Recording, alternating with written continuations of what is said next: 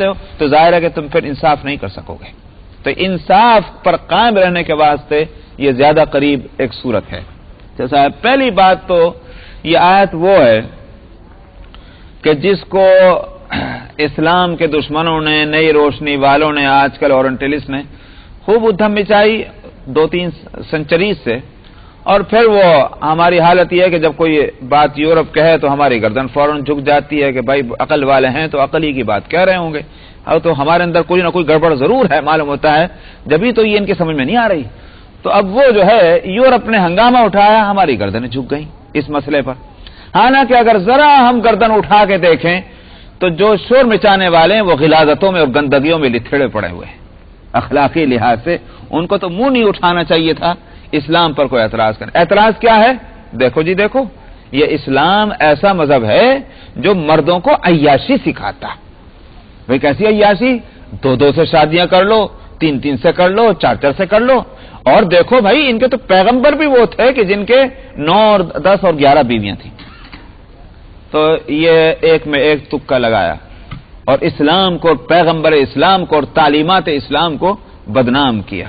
تو وہ ٹھیک ہے، وہ کریں اس واسطے کہ وہ مسلمان نہیں، لیکن ہماری کہاں سے غیرت چلی گئی کہ ہم دوسروں کے کہے سنے سے اور قرآن اور حدیث اور پیغمبر کی سیرت اس میں بھی ہمارے دلوں کے اندر شکوک اور شبہات پیدا ہونے لگ جائیں؟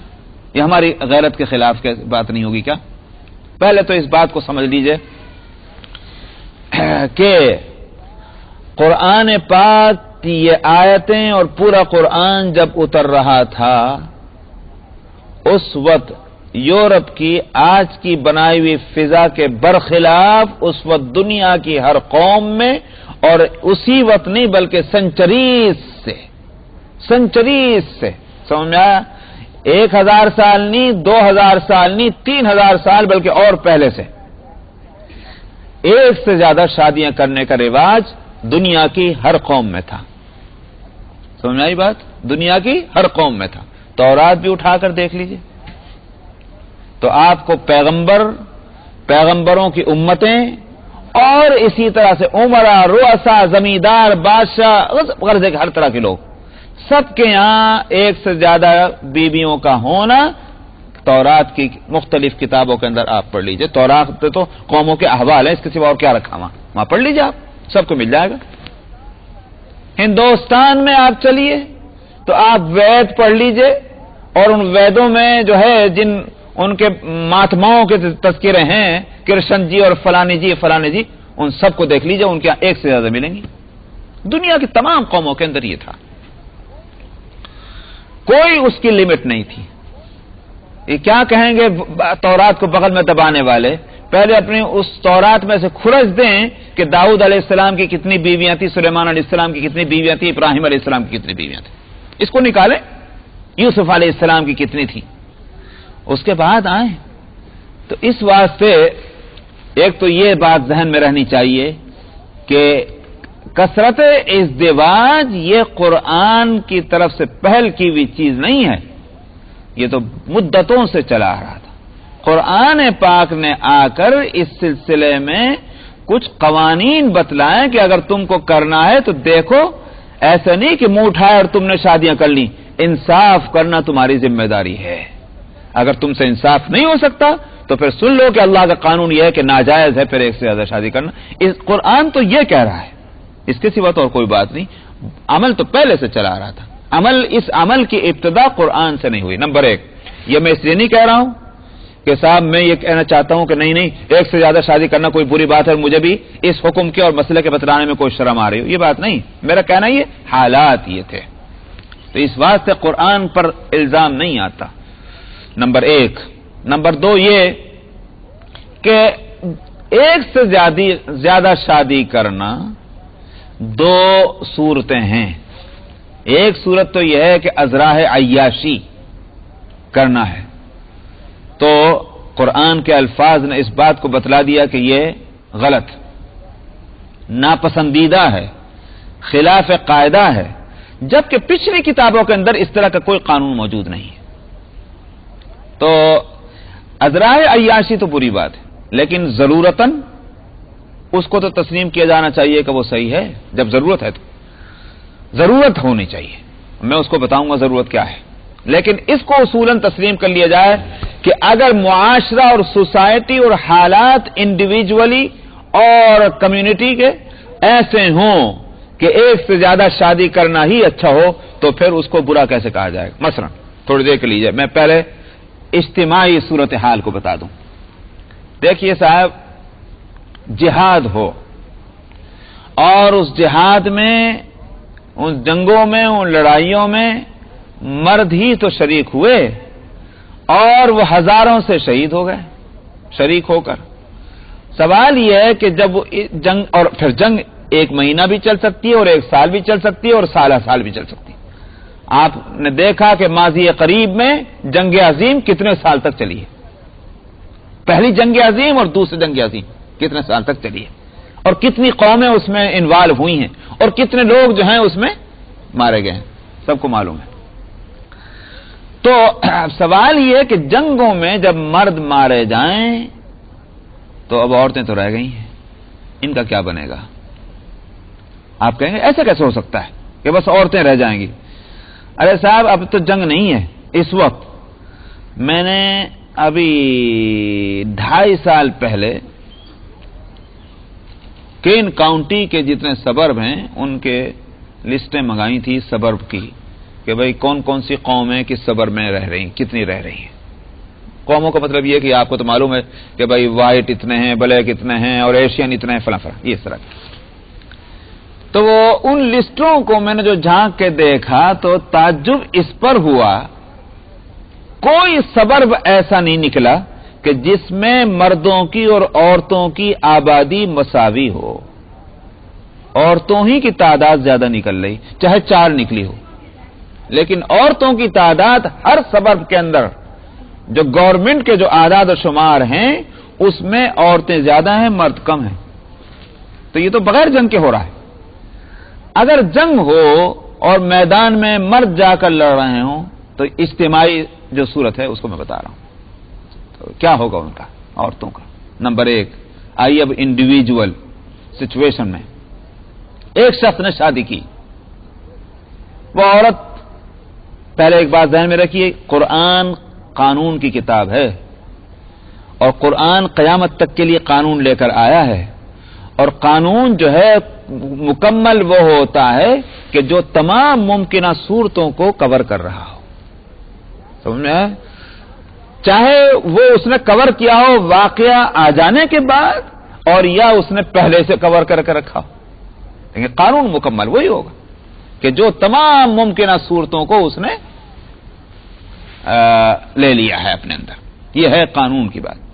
تو اب سوال یہ کہ ایک شخص نے شادی کی، ٹھیک ٹھاک تھی وہ عورت، اللہ کا کرنا کہ وہ عورت بیمار ہے، بیماری ایسی کہ وہ شوہر کے وہ حق ادا کرنے سے قاصر ہے کہ جس کے لیے اس کسی بھی عورت سے شادی ہوتی ہے. اب 2 ہی صورتیں ہیں، کیونکہ یہ مرد بہرحال اس کے اندر وہ قدرتی وہ ضرورت تو موجود ہے کہ جو اللہ نے رکھی اور جس کے لیے شادی ہوتی ہے. وہ تو بیمار ہو گئی، یہ تو بیمار نہیں ہے، یہ تندرست ہے. اب 2 ہی صورتیں ہیں، یا تو وہ یوں کہے کہ صاحب اس عورت کو کہ تو چونکہ میرے قابل نہیں رہی، نکل جا میرے گھر سے، جا اپنے باپ کے یہاں، میرے طرف سے طلاق لے، یہ جو بھی جا، میرے کام کی نہیں، نکل میرے گھر سے، اس کو کک آؤٹ کر دے. ایک صورت تو یہ ہے. کیوں؟ اس لیے کہ اس کو دوسری شادی کرنی ہے جو اس کے حق کو جو اس کے جو ہے بشری تقاضوں کو اور اس کے حق کو ادا کر سکے. تو اس کے واسطے اس کو کک آؤٹ کرنا پڑے گا. ایک صورت تو یہ ہے. دوسری صورت یہ ہے کہ ٹھیک ہے بھائی، اللہ نے تجھے بیمار کیا، تو میری بیوی ہے، میں تیری علاج کروں گا، تیرا معالجہ کروں گا، خدمت کروں گا، تیرے خرچے اٹھاؤں گا، یہی رہو تو، اور تیرے ساتھ انصاف بھی کرتا رہوں گا. خدا کرے کہ تو پھر سے اس قابل ہو جائے، لیکن میرے اندر جو ضرورت ہے، میرے ساتھ جو تقاضے لگے ہوئے ہیں، مجھے اس کے لیے مجھے ایک سے شادی کر لینی چاہیے. یہ دوسری صورت ہے. یہ بتلائیں ان میں سے کون سی صورت قابل قبول ہے؟ پہلی صورت قابل قبول ہے، یہ دوسری صورت. سمجھ میں آیا؟ قانون جب لکھیں گے آپ، مرتب کریں گے، تو کیا ممکنہ صورتوں کو سامنے نہیں رکھیں گے؟ اس لیے قرآن نے یوں کہا کہ اگر تم کو انصاف کرنا، نا انصافی کا ڈر ہے یتیموں میں، تو تم ان سے کیوں شادی کرو؟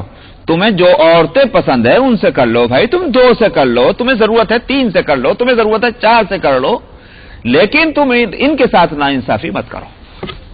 یہ ہے قرآن کا کہنا. تو حاصل یہ ہوا کہ ایک سے زیادہ شادی ضرورتاً ہو اور اس یقین کے ساتھ ہو، اس اعتماد کے ساتھ کہ عدل اور انصاف ہوگا، تو کسی بھی طرح سے نہ عقل کی روح سے اور نہ یوں کہیے کہ قانون کی روح سے وہ غلط ہوتا ہے. ہاں بعض حالتوں میں نہ کرنا برا ہوگا. آج اب یہاں جس سوسائٹی کی طرف سے یہ اعتراض اٹھا ہے، اس سوسائٹی کو جس کے بارے میں نے یہ کہا کہ وہ خود گندگیوں میں لتھڑی ہوئی ہیں، ان سے پوچھو کہ بغیر شادی کے ایک مرد کا ایک عورت کا کوئی تعلق نہیں، کوئی رشتہ نہیں ہے، آپس میں سیکچول ریلیشن قائم کر لیں، یہ برا ہے کہ اچھا؟ کہتے کہ جب دو جنوں کو راضی تو کیا کرے قاضی، اس پہ تو راضی ہیں کہ کوئی حرج نہیں اس میں، سمجھ میں آیا، لیکن شادی مت کرو. بھئی یہ کیا بات ہوئی؟ تو عجیب ہے نہیں؟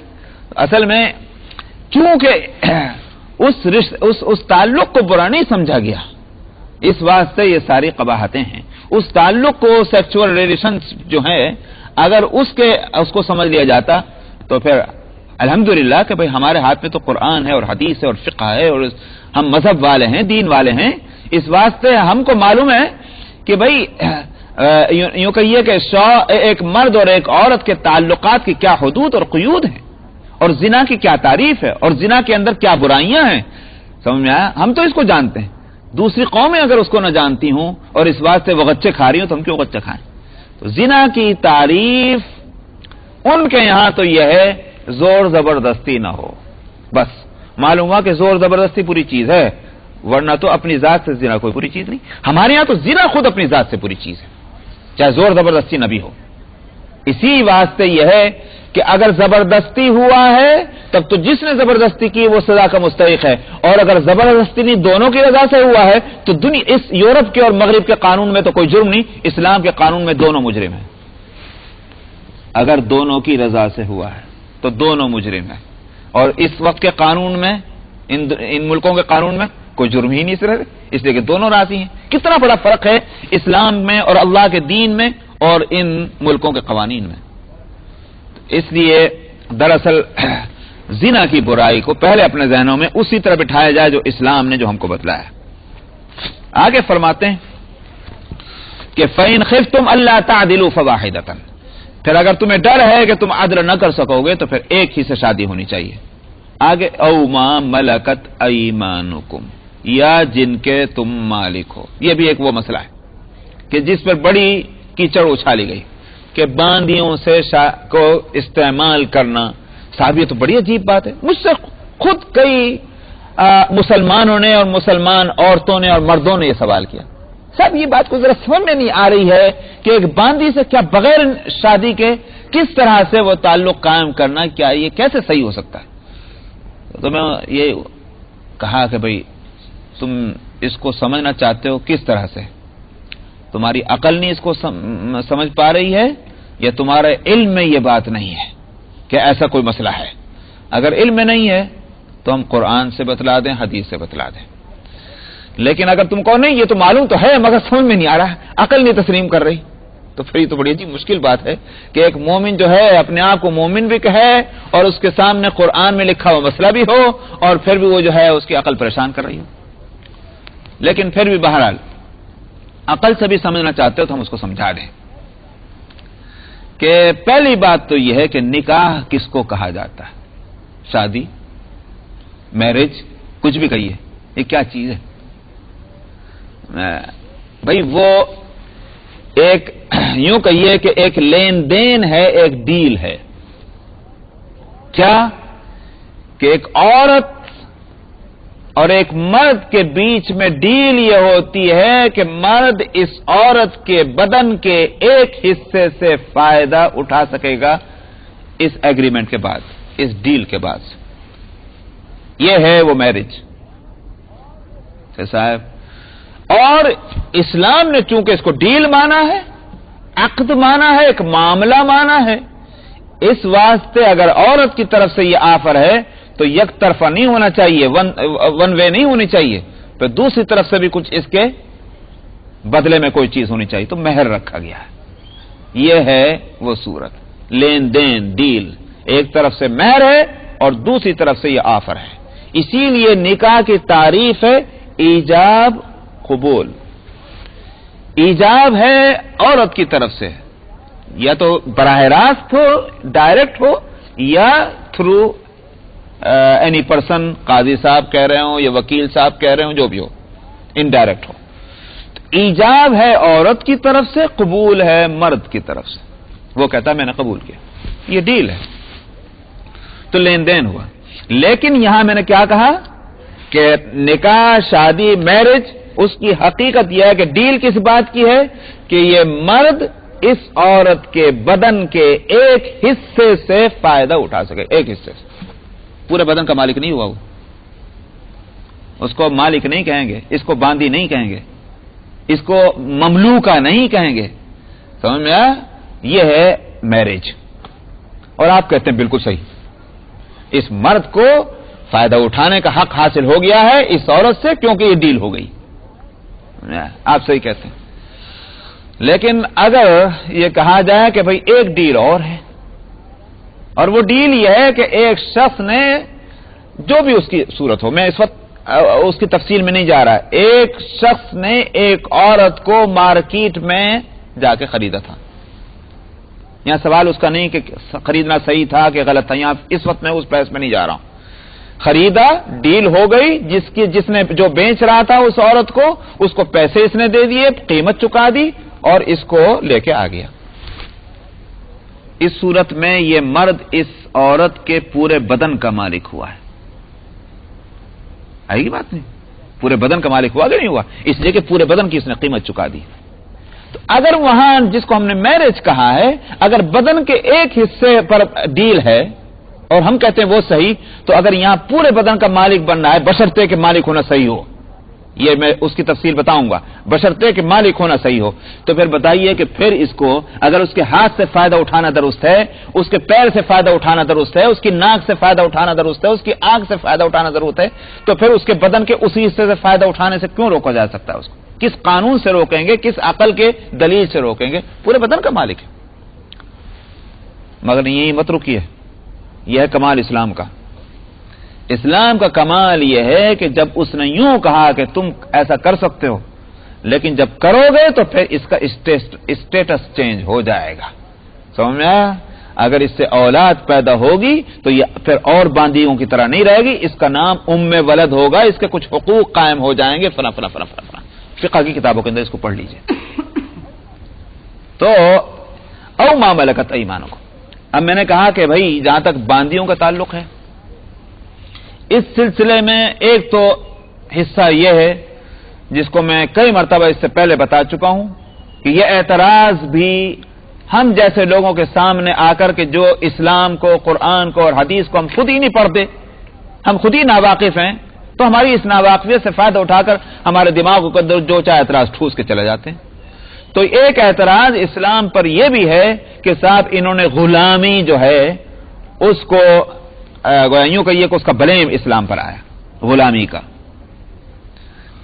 حالانکہ میں کتنی مرتبہ یہ بتا چکا ہوں کہ بھئی ہم لوگ کیوں نہیں کہہ دیتے اس بات کو کھڑے ہو کر کے کہ بھئی ہمیں کہیں قرآن سے، حدیث سے اس بات کو، ہمارا چیلنج ہے کہ کمزور سے کمزور کوئی بھی حدیث، میں تو آگے چیلنج کر کے کہتا ہوں جن کو گھڑی بھی حدیث سے کہتے ہیں موضوع، وہ حدیث میں نکال کے لا، حالانکہ وہ حدیث نہیں ہوگی، لاؤ جس میں یہ کہا گیا ہو تم غلام بناؤ، یہ باندی بناؤ. کہیں نہیں ملے گی، یہ کہیں نہیں ہے. تو پھر تم کیسے اعتراض، یہ بلیم اسلام پر اور قرآن پر، حدیث پر یہ لگاتے ہو کہ صاحب اس میں غلامی ہے؟ اس کے برخلاف ہمیں دو چیزیں ملتی ہیں. ایک تو یہ کہ اگر غلام اور باندی تمہارے پاس ہے تو اس کے یہ حقوق ہیں، یہ تو ملتا ہے. ہم کو نکال کے بتلائیں تورات سے اور بائبل سے، انجیل سے اور ہندوستان کی مقدس کتابوں سے، کہیں ان باندیوں اور یتیموں کے، ان کے کیا نام ہے، غلاموں کے کوئی حقوق لکھے ہیں کہ وہاں؟ ہم کو بتلائیں. قرآن نے، حدیث نے تو حقوق بتلائیں. اگر ہیں تمہارے پاس غلام اور باندیاں تو ان کے حقوق یہ ہیں. چنانچہ یہی ہوا اچھا دوسرا بھی سن لیجئے، اور دوسرے یہ کہ قرآن میں اور حدیث میں ذرا کوئی موقع آیا کہ غلطی کسی سے ہوئی، اس غلطی کے تلافی کی صورت کیا بتائی گئی؟ غلام آزاد کر دو۔ آزادی کی تو باتیں ہر جگہ کہی جا رہی ہیں، سمجھ میں آیا؟ تم نے قسم کھا لی، جھوٹی قسم ہے، غلام آزاد کر لو۔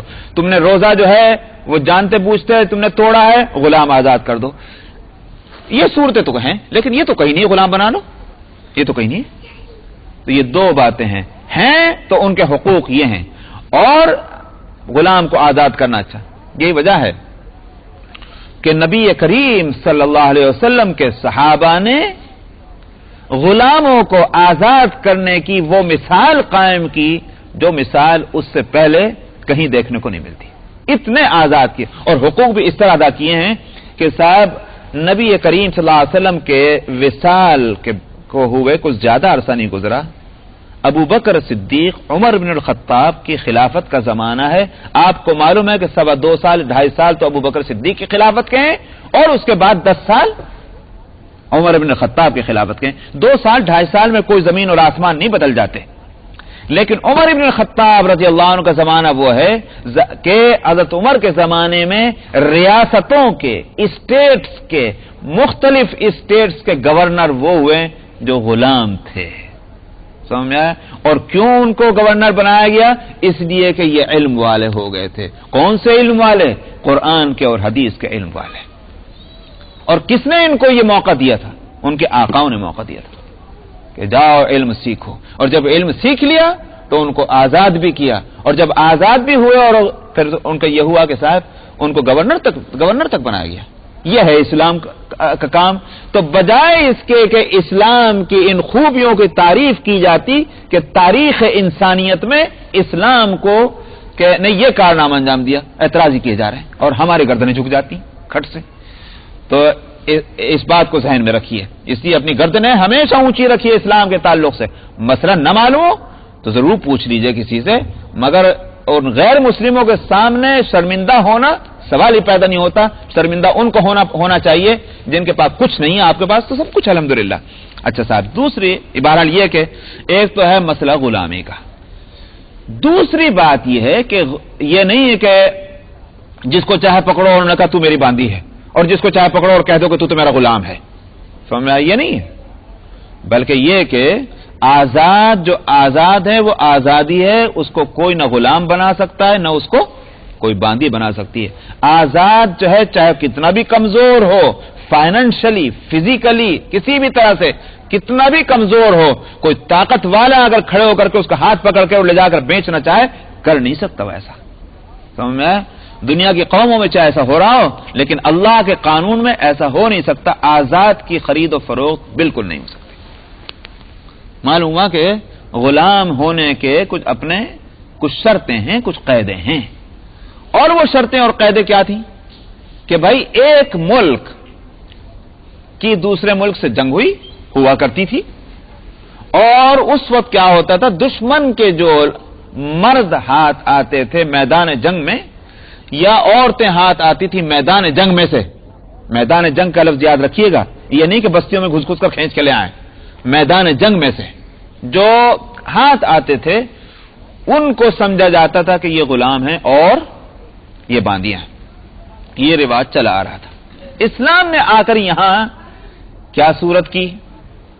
یہ جو اعتراض ہے، ہم سے بھی بعض مسلمانوں نے یہ سوال کیا، کیونکہ دماغوں میں تو وہی بات بیٹھی ہوئی نا جو یورپ نے بٹھائی۔ ارے صاحب، یہ تو ٹھیک ہے کہ آزاد کرنے کی ترغیب ہے، مگر قانون کیوں نہیں قرآن نے بتایا کہ آئندہ سے کوئی غلام نہیں رہے گا، کوئی باندی نہ رہے گی؟ یہ بھی تو ہو سکتا تھا۔ تو اصل میں یہ ہر آدمی تو قانون نہیں بنا سکتا نا بھائی، یہ بنا سکتا ہے کیوں بھائی ہاشم صاحب؟ ہر آدمی بنا سکتا ہے کیا؟ جب ہر انسان نہیں بنا سکتا، انسانوں میں بھی فرق ہے، تو بتائیے کہ اللہ سبحانہ و تعالی قانون بنا رہے ہوں تو ہم کہیں اللہ میاں آپ نے ایسے کیوں نہ کیا؟ میرا ایک سوال ہے، اور یہاں سب اکانومی کے ماہر نہ ہوں، لیکن کم سے کم ایسے ملک میں اور آپ حضرات اتنے لکھے پڑھے ضرور ہیں کہ اکانومی کا کچھ نہ کچھ فلسفہ آپ کو ضرور معلوم ہوگا، اکنامکس کا۔ مان لیجئے کہ یہ ایک شہر ہے شکاگو، اس کی پاپولیشن 2 ملین ہوگی، ہے نا؟ کتنے؟ 3 ملین، چلیے سر 3 ملین ہے، 3 ملین کی یہاں کی پاپولیشن ہے۔ یہاں اگر کوئی ایسی صورت بن جائے کہ یورپ کے، ایشیا کے، کہیں کے جو بھی وہاں کچھ حالات پیدا ہوئے ہوں، وہاں کے مثلاً 500,000 یا 1 ملین کچھ بھی، وہ لوگ ان سب کو گورنمنٹ لا کر کے شکاگو میں ٹھوس دے، یہاں رہو، ہم اس کو گوارا کریں گے؟ ہمارے اوپر اس کا کوئی اثر پڑے گا یا نہیں پڑے گا؟ کچھ تو بولیے میاں، کوئی اثر پڑے گا نا؟ ہمارے گھروں کی جو ہے پوزیشن پر اثر پڑے گا، ہمارے مارکیٹ کے پر اثر پڑے گا، ہمارے کھانے پینے پر اثر پڑے گا، ہماری جاب پہ اثر پڑے گا، آج کے حالات کے لحاظ سے میں کہہ رہا ہوں، ہر چیز پر اثر پڑے گا، پڑے گا نہیں پڑے گا؟ اچھا صاحب، اب آپ چلیے، اسلام قانون جس وقت اتر رہا تھا، قرآن جس وقت اتر رہا تھا، اس وقت عرب معاشرے میں غلام اور باندیاں گھروں کے اندر ہیں، اور ان کے لیے اس سے پہلے کوئی قانون ایسا نہیں تھا کہ جس قانون کی پابندی کرتے ہوئے ان کو علم سکھلایا جا رہا ہو، ان کو ہنر سکھلایا جا رہا ہو، ان کو کسی قابل بنایا جا رہا ہو۔ انہیں غلامی اور ناقابلیت، غلامی اور جہالت ایک دوسرے کے ساتھ جڑے ہوئے تھے، اسی واسطے غلامی جو ہے وہ کلنگ کا ٹیکا تھی، کیونکہ اس کے ساتھ یہ ساری بے کمالیاں تھیں۔ سمجھ رہے نہیں آپ بات؟ اس کو رکھیے ذہن میں۔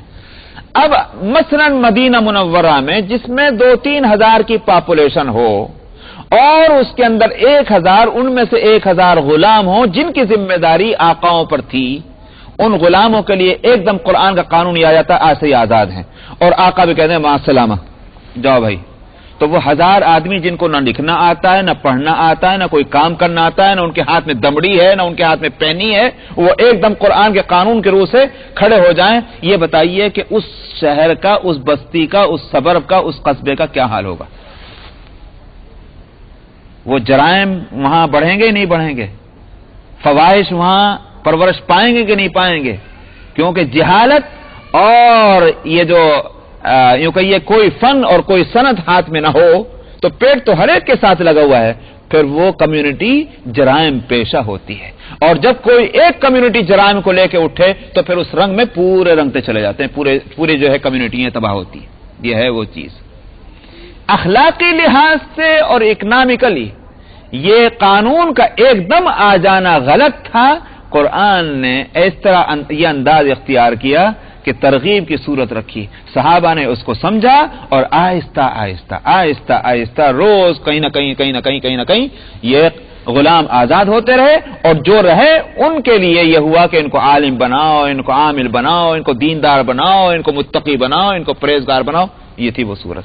اسلام نے اس صورت کو اختیار کیا، نتیجہ یہ ہوا کہ معاشرہ تباہ نہ ہو سکا، کمیونٹی برباد نہ ہو سکی، اور کچھ سال وہ گزرے اس طرح ہو گئے کہ چند صدیوں کے اندر مسلمانوں کا پورا معاشرہ وہاں غلامی نہیں رہے، باندھی نہیں رہی۔ یہ تھی قرآن کی حکمت، سمجھ میں آیا؟ تو اس لیے میں کہتا ہوں کہ ہم لوگ عجیب حالت ہے، قرآن دل بغل اور اس کی حکمتوں کو ہم سمجھتے نہیں۔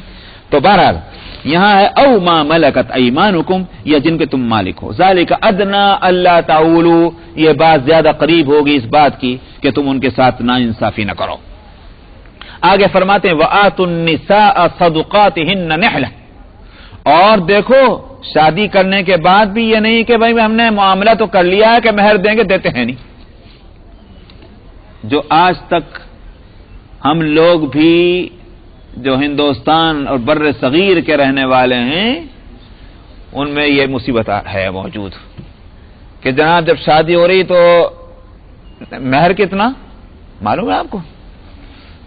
جی ارے صاحب، ہندوستان میں 1947 سے پہلے جو ہم لوگوں کی ذمہ داریوں کا زمانہ تھا، شادی تو ہو رہی بنیے سے سود پہ قرض لا کر، آپ کو معلوم ہے؟ یہ تھی ہم لوگوں کی حالت۔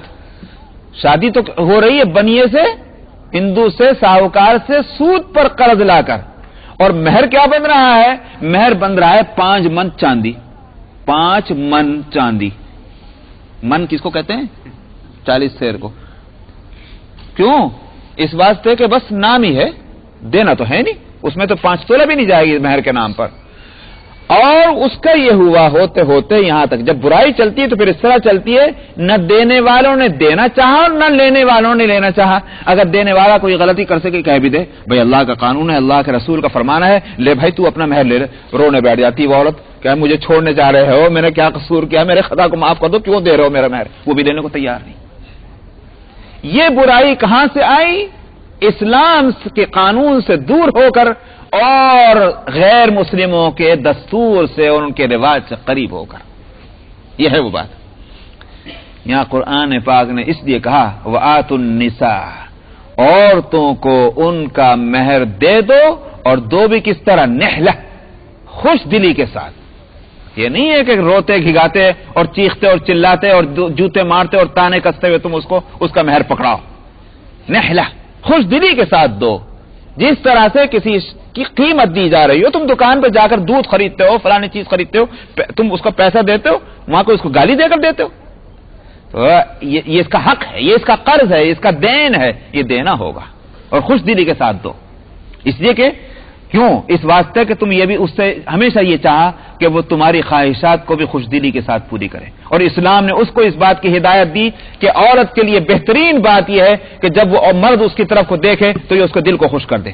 اگر عورت کے لیے اسلام کے یہ احکام ہیں تو کیا مرد کے لیے یہ احکام نہ ہو کہ تو اس کے بھی حق ادا کرے تو خوش دلی کے ساتھ کرے؟ وَآتُوا النِّسَاءَ صَدُقَاتِهِنَّ نِحْلَةً، عورتوں کو تم ان کا مہر دے دو خوش دلی کے ساتھ۔ فَإِن طِبْنَ لَكُمْ عَن شَيْءٍ مِّنْهُ نَفْسًا فَكُلُوهُ هَنِيئًا مَرِيئًا۔ ہاں، یہ نہیں ہے کہ کوئی ہے جس طرح زکوٰۃ ہے کہ زکوٰۃ کے پیسے ہیں تم نہیں کھا سکتے، ہاتھ نہیں لگا سکتے، نہیں۔ اگر وہ خوش دلی کے ساتھ طبنا، اگر وہ اپنی خوشی کے ساتھ کچھ بھی تمہارے لیے اس میں رکھ دیں اور مقرر کر دیں تو پھر یہ کوئی حرام نہیں ہوگا، پھر تم اس کو استعمال کرو، کھاؤ، ہنی مریا، بڑے اچھے طریقے پر، دل میں کوئی میل لائے بغیر، اگر وہ خوشی کے ساتھ اجازت دیں۔ زور زبردستی کر کے اور جناب والا ان کو اپنی طاقت اور اس کا مرد ہونے کا اور ان پہ روب اور داب جما کر ان سے معاف کرانا وہ معافی نہیں ہے۔ طبنا لکم وَلَا تُؤْتُوا السُّفَهَاءَ، بس یہیں تک رکھیں، اسے پورا ہو گیا انشاءاللہ۔ C179 سورہ النساء آیت نمبر 5۔ اعوذ باللہ من الشیطان الرجیم، بسم اللہ الرحمن الرحیم۔ وَلَا تُؤْتُوا السُّفَهَاءَ أَمْوَالَكُمُ الَّتِي جَعَلَ اللَّهُ لَكُمْ قِيَامًا وَارْزُقُوهُمْ فِيهَا وَاكْسُوهُمْ وَقُولُوا لَهُمْ قَوْلًا مَّعْرُوفًا۔ وَابْتَلُوا الْيَتَامَى حَتَّى إِذَا بَلَغُوا النِّكَاحَ فَإِنْ آنَسْتُمْ مِنْهُمْ رُشْدًا فَادْفَعُوا إِلَيْهِمْ أَمْوَالَهُمْ وَلَا تَأْكُلُوهَا إِسْرَافًا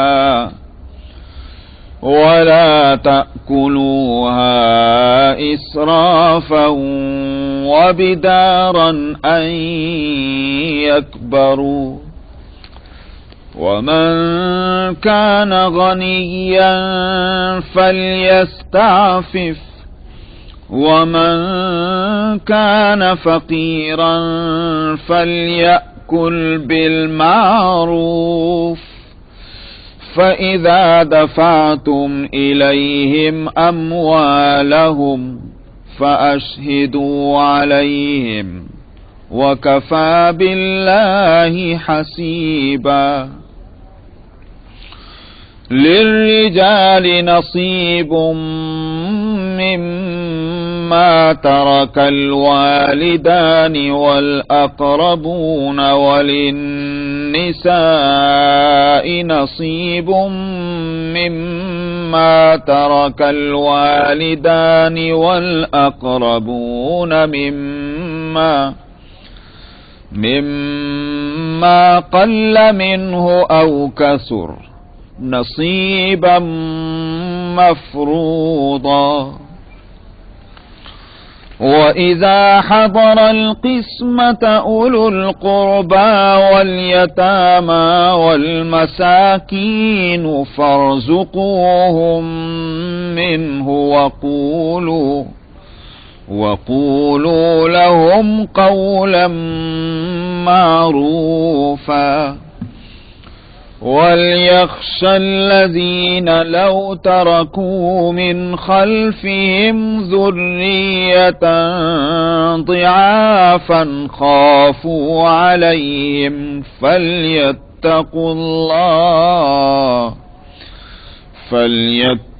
الله وليقولوا قولا سديدا إن الذين يأكلون أموال اليتامى ظلما إنما يأكلون في بطونهم نارا وسيصلون سعيرا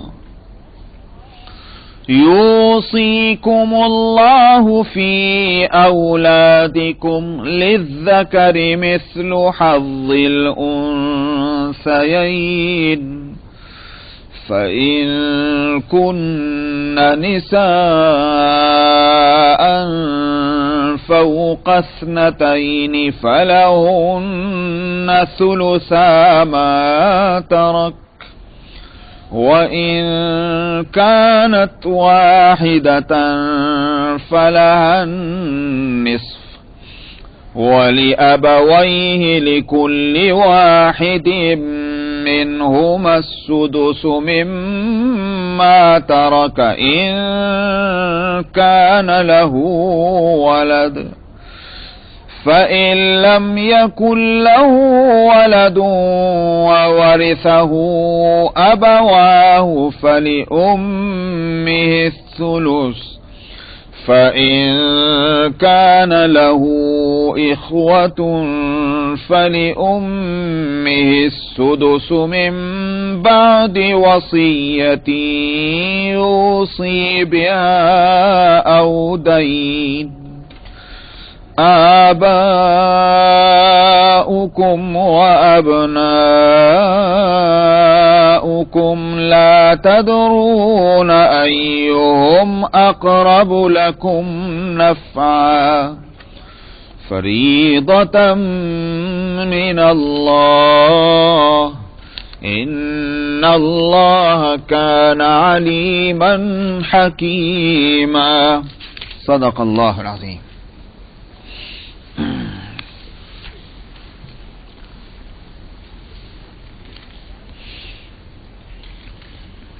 بات چل رہی تھی شروع میں یتیموں کے سلسلے میں کہ ان کے مال میں خرد برد نہ ہو، پھر اسی مناسبت سے عورتوں کے تعلق سے بھی اللہ نے ہدایت دی کہ عورتوں کے سلسلے میں تمہارا برتاؤ کیا ہونا چاہیے.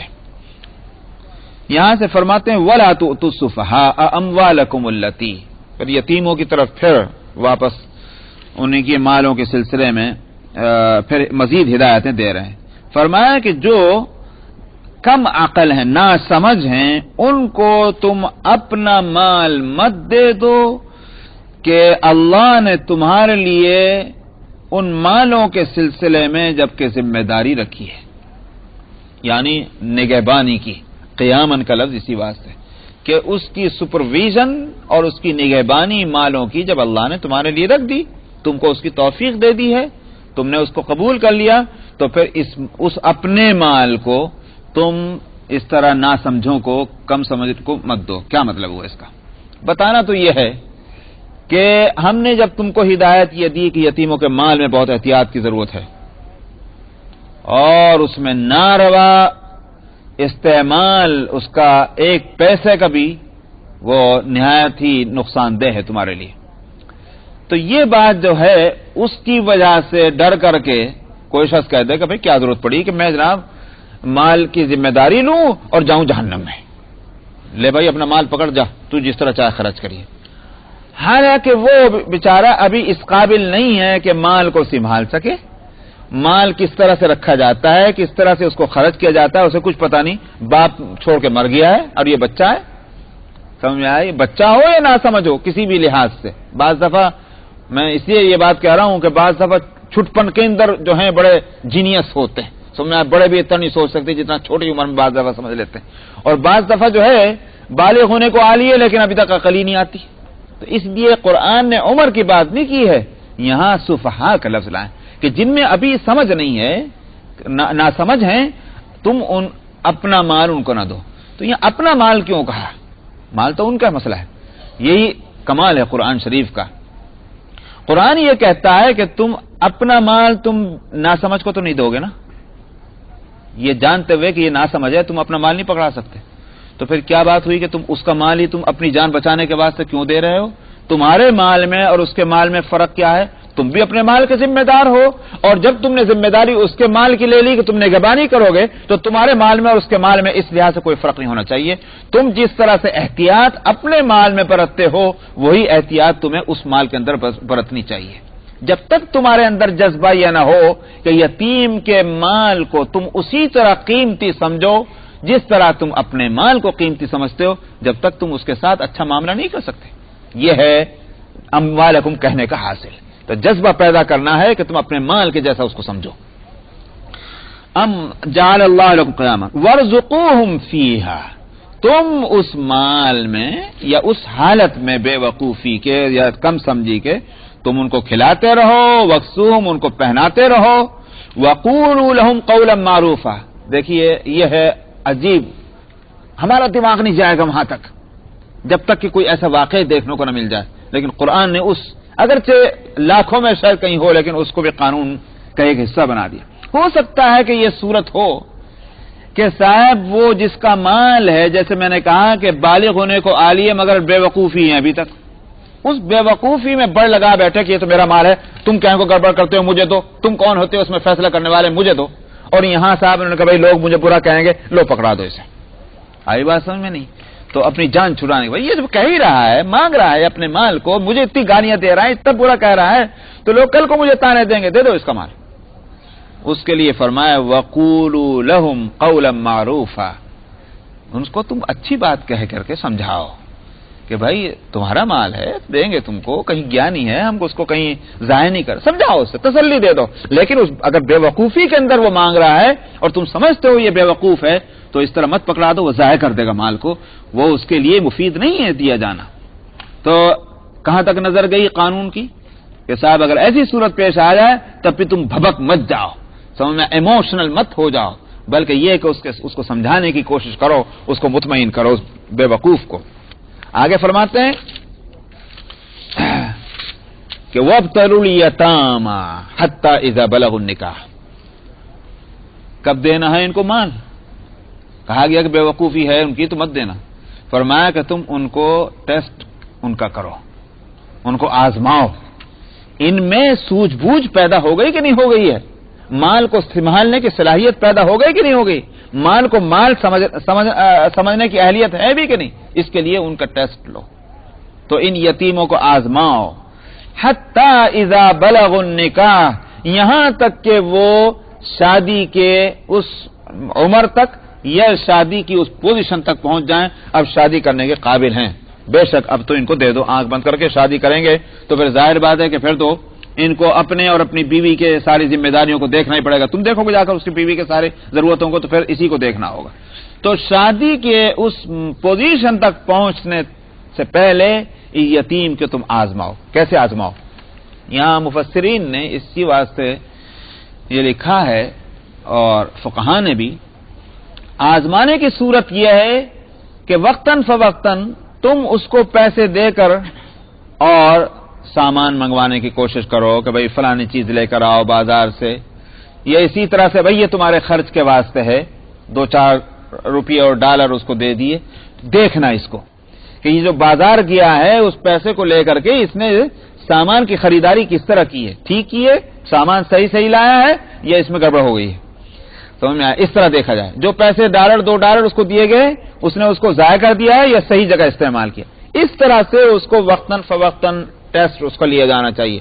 جب دیکھ لو ہاں اب اس میں اہلیت پیدا ہو گئی ہے، مال کو مال سمجھنے لگا ہے، اب اس میں وہ بے وقوفی نہیں، مال اس کو دے دو، یا پھر وہ بالغ ہو جائے، شادی کا وقت آ جائے تب دے دینا اس کو. یہ ہے وابتلوا الیتامی، یتیموں کا ٹیسٹ لو یہاں تک کہ وہ نکاح کے موقع تک پہنچ جائیں. فَإِنْ آنَسْتُم مِّنْهُمْ رُشْدًا، پھر جب تم ان سے محسوس کرو کس بات کو، رشدن کو، یعنی یہ کہ اب یہ ان میں ٹھیک ٹھیک بات پیدا ہو گئی ہے، صلاحیت پیدا ہو گئی ہے، اب یہ جو ہیں وہ پاگل پن یا کم ناسمجھی بے وقوفی نہیں رہی ہے. فَادْفَعُوا إِلَيْهِمْ أَمْوَالَهُمْ، تو پھر ان کا مال اب ان کو دے دو. اب فرماتے ان کا مال، وہاں فرمایا تھا تمہارا مال. جب اس کی نگرانی کرنے کا مسئلہ ہے تو کہا گیا تمہارا مال ہے، اور جب ان کو دینے کا مسئلہ آیا تو کہا ان کا مال ہے دے دو. اب تو تمہیں اس میں کوئی تکلف ہونا نہیں چاہیے، یہ اس قابل ہو گئے ہیں، ان کا مال ہے تو ان کو دے دو. فَادْفَعُوا إِلَيْهِمْ أَمْوَالَهُمْ وَلَا تَأْكُلُوهَا إِسْرَافًا وَبِدَارًا أَن يَكْبَرُوا، اور جب دینے کا وقت آنے لگ جائے انہوں نے کہا بھائی اب تو دے ہی دیں گے میاں، تھوڑا بہت جلدی سے خرچ کر ڈالو. سمجھ میں آیا؟ یہ حرکت مت کرنا. اور اسی طرح سے اس ڈر میں کہ اب جلدی بڑے ہونے جا رہے ہیں، اس ڈر سے بھی اس مال کو فضول خرچ اس کا نہیں ہونا.